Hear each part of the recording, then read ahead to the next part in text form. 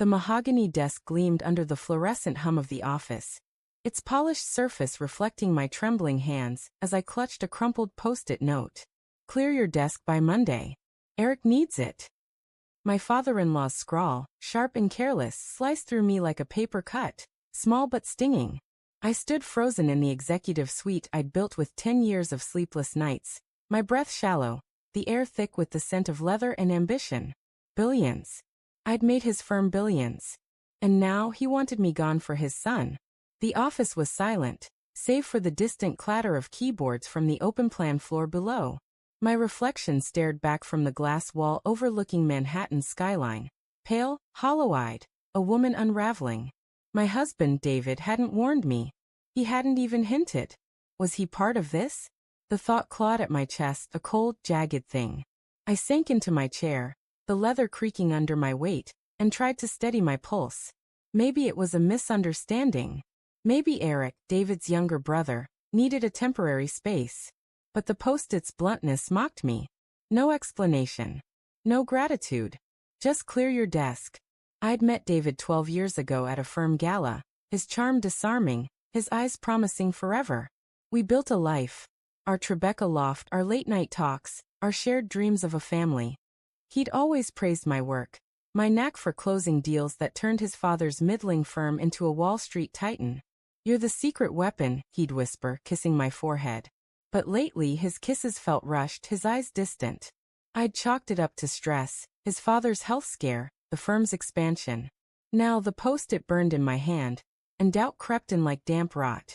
I shoved the note into my pocket and grabbed my phone, texting David. We need to talk. Now. No reply. My stomach churned as I paced, the carpet muffling my steps. The office felt alien now, its sleek lines and framed awards mocking my naivety. I'd ignored the signs, David's late nights, his clipped responses, the way he'd linger on calls with Eric, their voices low and secretive.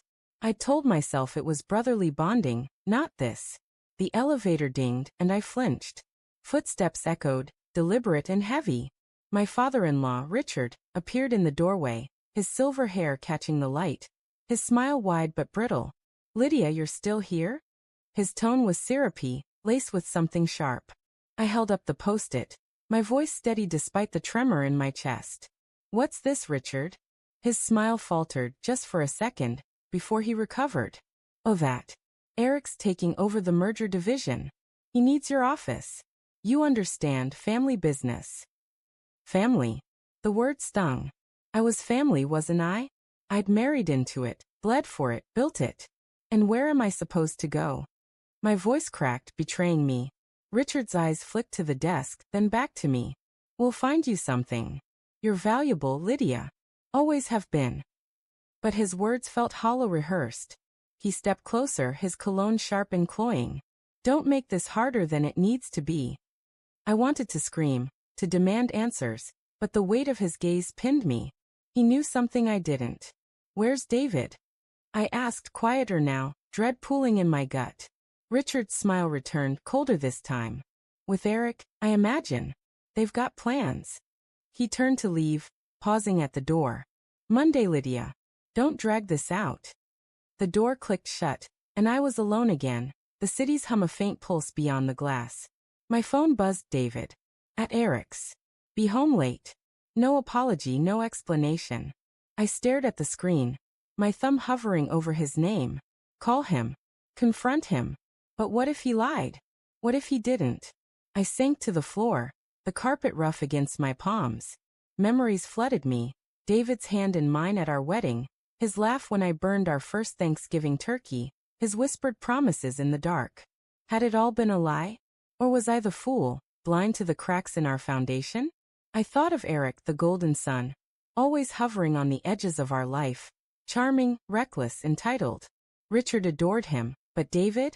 David had always seemed conflicted, torn between loyalty and resentment. Now they were planning. Planning what? To push me out? To betray me? I stood, my legs shaky, and rifled through my desk. If I was being erased, I needed proof, something to anchor me. In the bottom drawer, beneath a stack of contracts, I found a folder labeled Eric, Personal. My heart thudded. I shouldn't look. It wasn't mine. But the post-it's words echoed. Clear your desk. Screw it. I opened the folder. Inside were emails, printed and annotated in David's handwriting. My breath caught as I scanned them. Meetings between David, Eric, and a rival firm. Dates and times that matched David's late nights. Notes about stock sales, client lists, my mergers. My blood and sweat. They were planning to jump ship, to take my work and start their own venture. And David, my David, was in on it. My vision blurred, tears hot on my cheeks. I wanted to believe it was a mistake, that David was coerced, but the evidence was meticulous, damning. I flipped to the last page, and my heart stopped. A single line, in David's scrawl. Lydia can't know. Not yet. The room spun. I gripped the desk, my nails digging into the wood. He'd lied to me. Every touch, every smile, every I love you. A performance. I wanted to rage, to confront him, to burn the folder and pretend I'd never seen it. But the truth was a blade, and it had already cut too deep. I left the office, the folder tucked under my arm, and took the elevator down. The city's noise swallowed me as I stepped onto the street, the air cold against my damp face. My phone buzzed again. David. Home soon. Love you.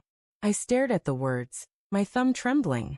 I could play along, pretend I knew nothing, and keep my life intact. Or I could fight, expose them, and lose everything. My marriage, my career, my family. I hailed a cab, the folder heavy in my lap. The driver's radio crackled, a love song playing softly. I closed my eyes, picturing David's face, his smile that once felt like home. Now it was a stranger's. I'd built their empire, and they'd built a lie. But I wasn't done. At the loft, I poured a glass of wine, my hands steady now. I spread the folder's contents across the dining table, each page a brick in the wall between us.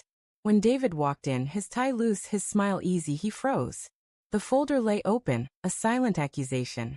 Lydia, his voice cracked, his eyes darting to the papers. It's not what you think. I stepped closer, my voice low, venomous. Then tell me, David.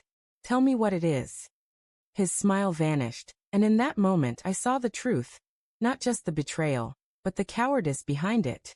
He reached for me, but I stepped back, the folder between us. You don't get to touch me anymore.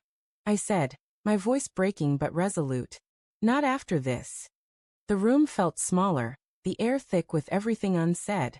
I didn't know what came next, divorce, revenge, or rebuilding from ashes. But as I stared at the man I'd loved, I knew one thing. I'd clear my desk, but not for Eric. I'd clear it for me.